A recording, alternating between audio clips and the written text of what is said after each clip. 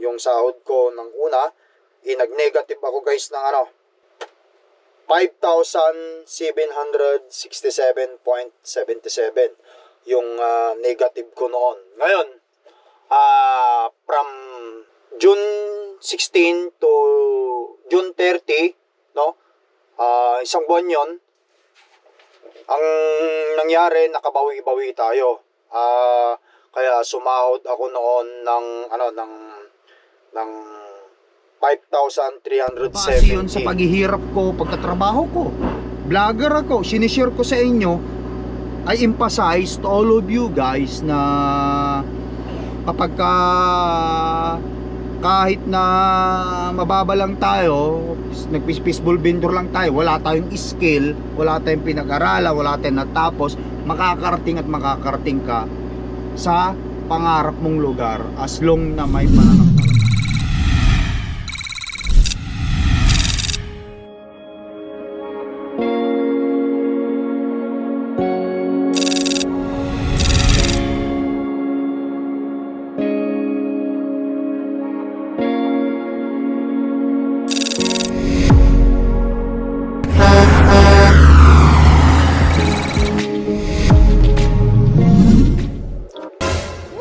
Alright you guys, once again it's Lakay Tracker here. Kumusta tayo dyan guys?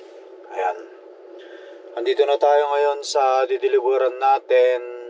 Dito na ako sa Watertown, no? At nakadak na rin ako. Ayan, naantay ko na lang sila na matapos itong dinideliver kong ito.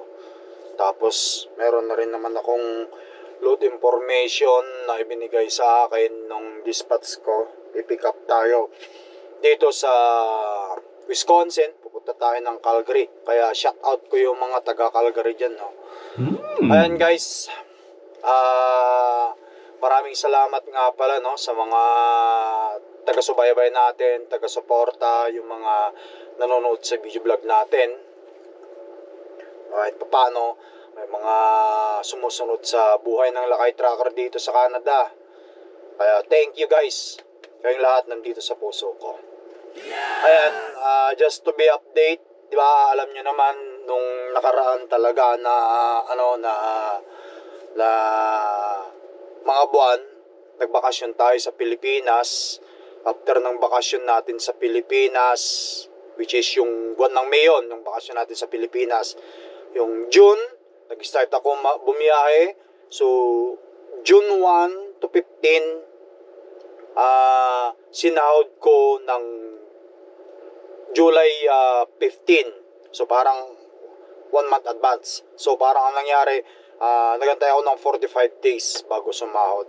Alam naman natin lahat na talagang nag-negative ako doon kasi nga nagpagawa tayo ng ng truck. Siyempre, owner operator tayo guys, no? Mandatory dito sa Canada yung annual safety ng truck kasi hindi talaga po pwedeng hindi mo ipasafety yung truck. Kasi kung hindi mo may pasafety itong truck, ang mangyayari niyan, parang hindi siya bibigyan ng panibagong safety. Ewan ko sa Pilipinas guys, once again sasabihin ko sa inyo, dito lang naman ako sa Canada nagkaroon ng truck, no? At dito rin ako natuto sa Canada mag-drive. But anyway, sinashare ko lang sa inyo ito kasi ito yung na-experience ko, no? Bilang truck owner dito sa Canada. Kapag ka hindi mo may pasafety ang truck mo, hindi po pwedeng bumiyahe yan. Ayan, kaya yun ang sinasabi ko sa inyo. Ngayon, nung sinipti yung truck ko, di ba, sa mga previous video natin, ang tawag nito, gumastos tayo ng almost 5,700 something. Let's say sabihin mo ng $6,000 kamo na lang kasi ang daming ang ginawa rito. Pinalitan yung ano ko doon sa ilalim, yung pinalitan nila yung drive shaft dito sa tractor natin, at yung isang gulong kasi natin guys, parang nabakbak yung kabago-bago yun yung niya, yung ang tawag nito, yung kanyang tread depth, natanggal yung parang ganito kahaba, kaya pinalitan nila yon. Hanggang ngayon nga nagre-request pa ako ng refund, at marami silang ginawa rito.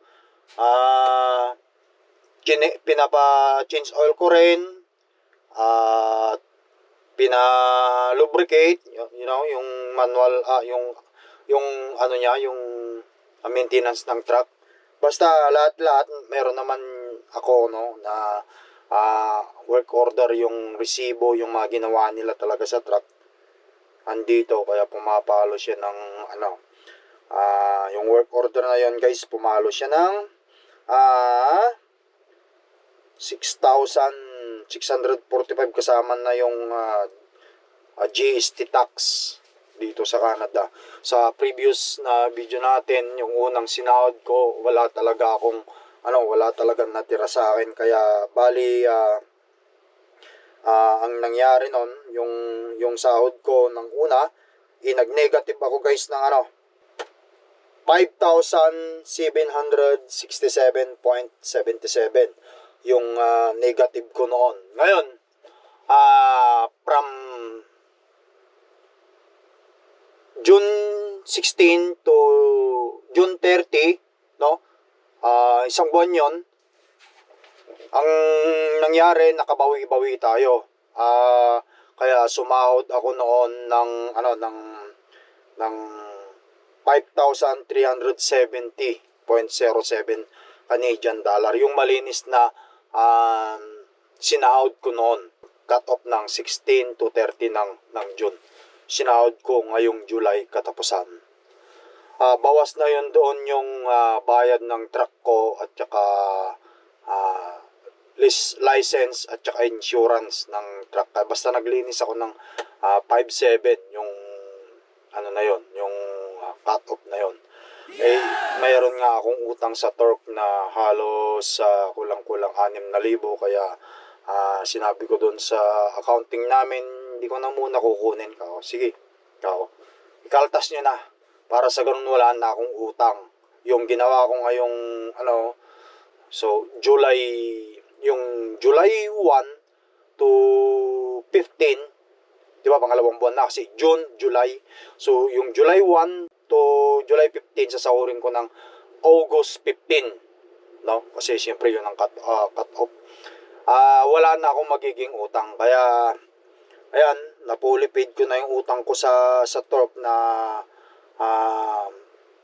almost 5,767. Actually, may kulang pa nga pala ako na magkano?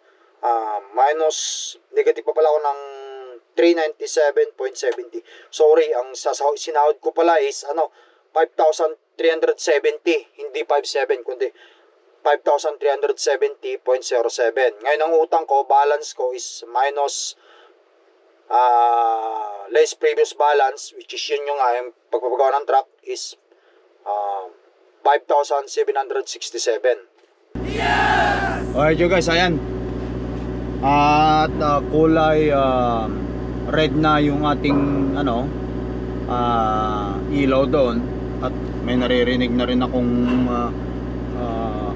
movement sa likod. Ina-unload na tayo. Ayan. At pagkatapos na ito,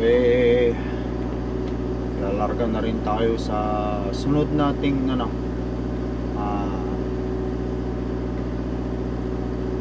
pick up. Yes!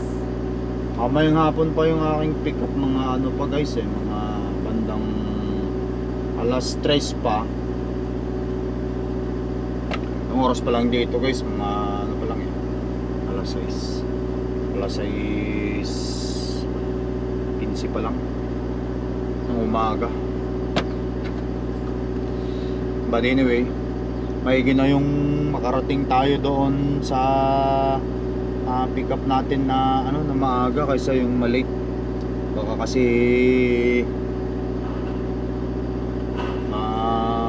bago pa yung load at least kahit pa paano, kung tuloy-tuloy lang yung binibigay nilang load na ganito, pangarga, kumbaga sa makakaraos tayo guys. Yes! Tulad nyan, yung pinag-uusapan nga natin. Ang sa akin kasi guys, ako kasi yung tipo ng taong yung utang ko talaga number 1 yung iniisip ko. Kasi babayaran mo. Pero kung talagang wala ka naman talagang ibayad, pwede mo naman talagang pwede mo naman talaga siyang ipahati, di ba? Ipahati yung katulad yan. Owner operator tayo, responsibility natin yung maintenance ng truck at kung ano yung dapat na gawin sa truck o ano man na ipagawa, kailangan mo ipagawa. At of course, kung sino may-ari ng truck, siya yung gagastos ng pagpapagawa ng truck na yan, kasi siya nga yung owner, katulad ko. Pwede ko siyang ipahati kung gusto ko. Kaso nga lang, huwag na, kasi kahit pa paano naman meron pa natira.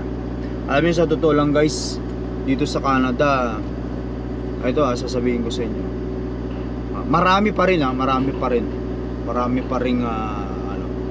rin lubog dito sa Canada. Marami yan kasi dito sa Canada, sila masyado silang magastos, maluho. Siya nga pala sa previous video ko, shoutout nga pala dito sa mga nanonood ng buong video, katulad ni May Paninindigan 4777, shoutout sa'yo. Yun, tungkol nga dun sa huli kong video, hindi ko naman ibig sabihin na sinabi ko lahat tayo ipinagyayabang yung achievement. Ang pinopoint ko doon, lahat tayo more on social media na, di ba? Kapag mayroon tayong achievement, let's say ang anak mo ay gumraduate ng elementary, high school, college, university, hindi ba natin ipopost sa social media yun, di ba? Yung mga ibang tao nga, yung mga friend ko nga sa Facebook, yung ultimo patay na kuko nila, sinishare nila sa Facebook, which is, it is very normal na sa atin. Ganon din yung sinasabi ni Enteng, shout out din sa'yo, thank you for watching, at saka dropping comment. Yung sinasabi mo nung nasa video, inilagay mo pa talaga yung ang tawag nito, yung oras. Sinabi ko lahat tayo, pero ang ibig kong sabihin, lahat tayo more on social media na.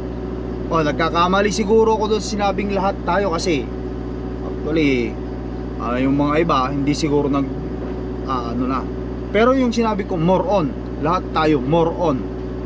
Ewan ko kung tama ba yung correct me if I'm wrong, it's okay naman kung may correct nyo ako, kasi alam nyo naman guys, hindi naman tayo perfect, di ba? So, pero ang ibig ko lang lilinawin ko lang, ibig ko lang sabihin, hindi ko sinabing lahat tayo nagpo-post sa kanilang achievements sa social media. Hindi ko ibig sabihin naman na talagang totally lahat tayo. Ang ibig ko lang sabihin yon, lahat tayo more on social media. Kung mag-post tayo sa Facebook kung ano man ang achievement natin o ano man yung nabili natin, it's very normal na yon. Hindi porket sinabi kong lahat tayo, bibigyan nyo naman ng kahulugan na hindi maganda. Hindi naman ako na tao Hindi ko mararating ang Canada guys kung I'm a bad person. At ulitin ko sa inyo, isa lang akong fishbowl vendor sa Pilipinas. Nag-fishbowl vendor lang ako sa Pilipinas. Wala akong natapos, hindi nga ako nakapagtapos ng kolehiyo, hanggang high school graduate lang ako. Pero pinalat ako makarating ng Canada. Yun lang dapat ang tignan nyo doon. Sila kayo nga ganito nakaya niyang makapunta ng Canada, nakapunta ng abroad. High school graduate lang, siya lang nagpe-fishbowl sa Pilipinas, pero nakarating sila ng Canada ng pamilya niya. Napapanood nyo yung sitwasyon. Nagkaroon ako ng truck. Owner operator na ako ngayon. Actually, sabihin nyo na kung mayabang ako. Kung ipinopost ko itong mga achievement ko na to, guys, pero ang totoo, sa Pilipinas hindi ko kaya ito hindi ko maapo dito mga to. Nakabili ako ng lote ko sa St. Andrew. Oh, base yun sa paghihirap ko, pagtatrabaho ko. Vlogger ako, sinishare ko sa inyo. I emphasize to all of you guys na kapag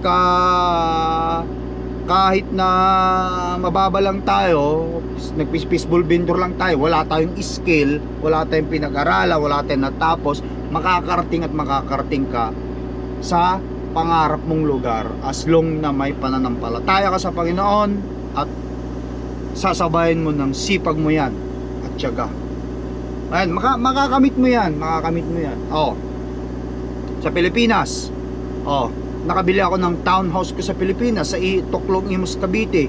Oh, sa mga nakasunod lahat guys, ipinapakita ko sa inyo kung ano yung narating ko, kung ano yung nakuha ko para sa ganon, mabigyan ko kayo ng ang tawag nito ng idea at saka ma-inspired ko kayo. Hindi porket sinishare ko itong ganito na nakabili sila kayo ng RB o nakakuha ng RB, nakabili ng lote, sila kayo meron ng bahay sa Canada, nagbabayad ng mortgage, sa in the end mababayaran na nila kayo. Hindi porket sinishare ko sa inyo yon, pinagyayabang ko. Pero kung isipin yung pinagyayabang ko yun, nasa inyo na yan guys. Pero kung malawak ang pangunawa natin, isipin nyo na lang, ang Lakay Trucker alam ng lahat na isa lang nagpipishbowl vendor sa Pilipinas.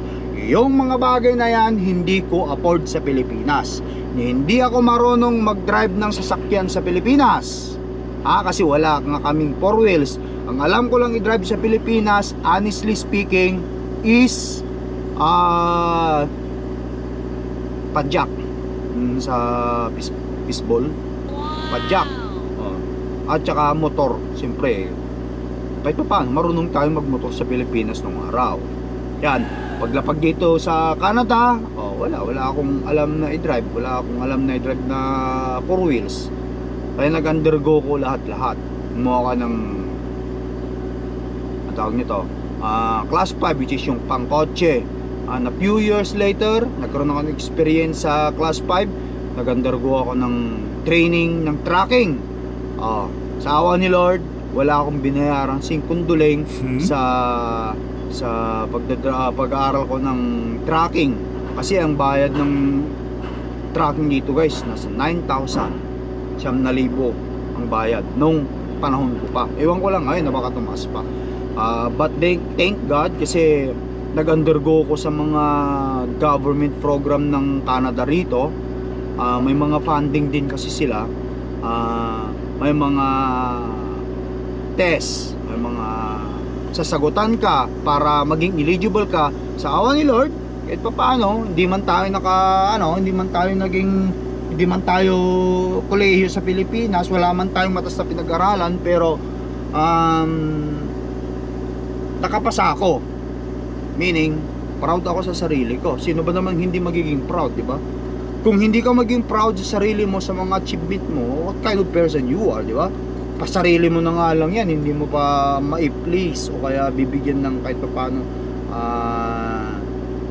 ang tawag nito, yung kasiyahan, di ba? Proud ako sa sarili ko kasi walang-wala ako eh. Nag-fishbowl vendor lang ako. Ngayon nakapag Canada ako. Pinapanood niyo ako sa mga vlog ko. Sino ba naman hindi ngayon ma-overwhelm, sabi mo na hindi magiging masaya kung gano'n, di ba? Yung iba nabibigyan ko sila ng inspiration, yung iba hindi ko nabibigyan, pero sorry na lang. Pero just look into the other side na lang. Kapag ang Lakay Trucker kaya niya, kaya nating lahat. Yun, ganun lang kasimple yun guys. At syempre, of course, kapag ka may pangarap ka, i-push mo yan. At siyempre gabayan mo ng dasal kasi ang Panginoon nandyan lang yan lagi yan. Ang importante guys, kahit ano man ang gawin mo sa sarili mo o ano man ang achievement meron ka, ang mahalaga doon at alam mo sa sarili mo na hindi ka nang aapak ng kapwa-tao. Ganun lang yun guys. Binalang natin na isa ako sa malakas ang loob makarating ng Canada. nagpursige na makarating ng Canada. Yun, mahirap lang kami sa Pilipinas talaga. Sino ba naman yung fishbowl vendor? Pero ngayon lang ang buhay, kasi sa totoo lang mahirap husgahan ng isang tao. Ngayon yung bata, kilala mo, pag-agugago, no? Yung pag-agugago, walang maganda kinabukasan tong bata na to. Paano? Gago o di ba? Ganun yung laging iniisip ng ibang tao. Pero hindi nila alam yung pala bata nagbabago. Kaya minsan mahirap din kaya guys yung husgahan ng isang tao, lalo na kapag hindi mo pa alam, baka nga yung hinusgahan mo ngayon siya pala yung mas mataas sa'yo balang araw. Kasi totoo to, na experience ko to guys. Sa amin talaga, sa probinsya namin, kami yung pinakamahirap doon. Lahat sila mga kakilala namin doon sa probinsya namin, lahat sila may mga sariling lupa at may sarili silang lupa at bahay. Kami nangungupahan lang sa maliit na bahay noon. Hindi ko rin talaga akalain makakarating ako dito. Sabi ko nga lang din minsan kay Lord, nung bago ko nakamit itong mga ito, makarating ng Canada, bigyan mo lang ako ng pagkakataon, Lord, na umaahon sa buhay. I will make it count. I will make it count, sabi ko nga. Pero yun, ayun nga, kahit pa paano sa Canada na tayo, magpapasalamat ako. Nakuha ko na yung mga anak ko rito. Andito na rin kami ni Mrs. Nakapag-establish na kaming dalawa. Kahit pa paano, may bahay, mortgage kaming binabayaran. Mas maigi na rin kasi minsan guys yung may mortgage. Ito sasabihin ko sa inyo, kahit pa paano, para sa akin lang mas maigi na yung may mortgage dito sa Canada kaysa nangungupahan tayo. Hear me out muna sa reason ko, no? Alam nyo kung bakit mas maganda yung may mortgage sa Canada? Kasi parang mayroon kang parang kang mayroong piggy bank. Alam niyo yung piggy bank? Naguhulog ka ng barya-barya yung piggy bank mo hanggang sa mapuno. And then pag puno na, pag binasag mo yun, ang mangyayari niyan, di marami kang pera sa piggy bank mo, yung alkansya mo. Ganon yung halos comparison ng magkaroon ng bahay. Pag mayroon kang bahay, habang hinuhulugan mo yan, habang tumatagal ang panahon, ang value ng bahay, ang property ay hindi yan bumababa, hindi nagde-deficit, kundi nag-decrease. Nag-i-increase yung kanyang value, no? Pagka nabayaran mo yung bahay mo na yon, wala ka ng problema sa pagtanda mo, o kaya kung gusto mong ibenta, kung magkano yung loan mo before, let's say sabihin natin 500 ng loan mo noon, 500,000 Canadian. After 10 to 15 years, pag nabayaran mo yung bahay mo, siyempre pag nabayaran mo yun, aangat yun, mga sabihin na natin magiging 700,000, di kumita ka ng 200,000 within 15 years, di ba? Kapag nabayaran mo yung bahay mo within 15 years, sino ba naman kasi ang ayaw ng 200,000 within 15 years? O, di ba? Pero kung nangupahan ka within 15 years, yung upa mo at saka yung mortgage halos parehas lang Bakit hindi ka pa kumuha ng sarili mong bahay? Kaya suggestion ko sa mga tropa na nandito sa Canada na hindi nakakakuha ng bahay o nag-aalangan pa, pag may pagkakataon, kumuha na kayo guys, hanggat mura-mura pa ngayon, hanggat kasi simula nyo, kasi in the long run mababayaran nyo yan. Ayan, ganun lang yung kasimple guys. Napunta sa kung ano yung usapan natin, pero ito sinasabi ko sa inyo, kahit na ang video nasa harapan ko ngayon at pinakikinggan nyo yung mga sinasabi ko, itong mga sinasabi ko sa inyo base sa mga experience ko ito Hindi ako nagpa-fabricate. I don't fabricate. Kung ano yun nandyan yun. Kung ano yung na-experience ko, sinasabi ko. Mas madali na lang kasi yun kaysa mag-fabricate pa tayo Yes!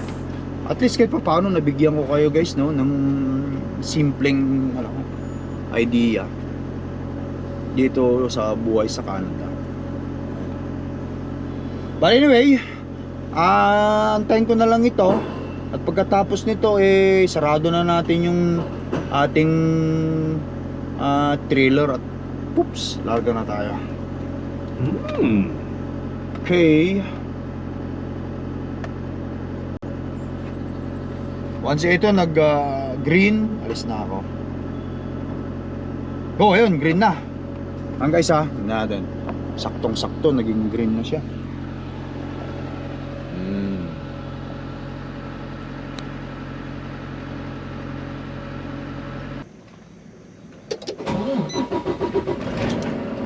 Alright guys, tara.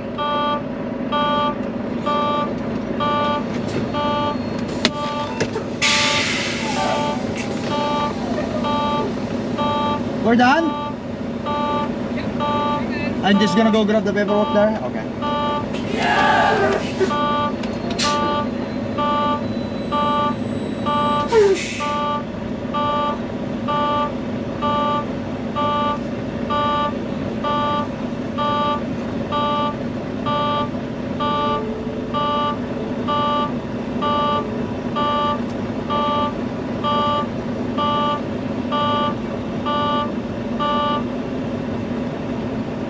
Alright.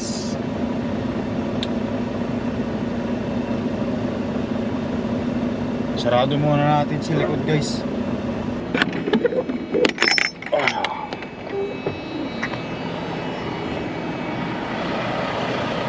Okay, yan guys, malinis naman, wala naman tayong problema.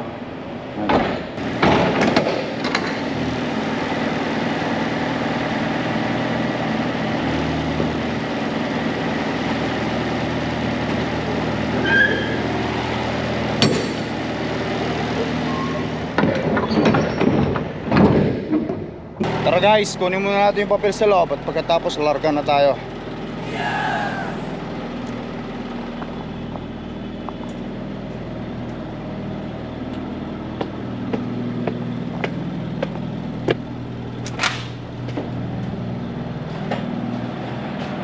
Okay, yun. Thank you. Nandito na. Ayan o. Pirmado na nila. Ayan. Guys, so paano? Hanggang sa puli natin pagkita. Thank you for watching. Ingat kayo lagi dyan. Magwawashroom muna ako bago ako umalis. Isa, bye bye.